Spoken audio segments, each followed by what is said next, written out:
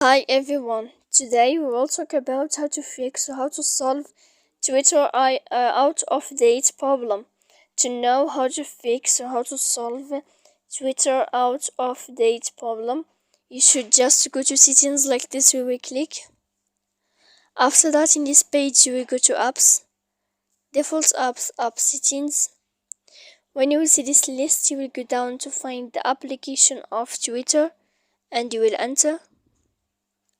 When you see this page, you will click for stop. Then you will go to click storage. After that, you will enter to clear cache. Then you will go to click clear data. And when you will end this, you can update your application. So please don't forget to support us by like and subscribe. See you next time in another video, and thank you for watching.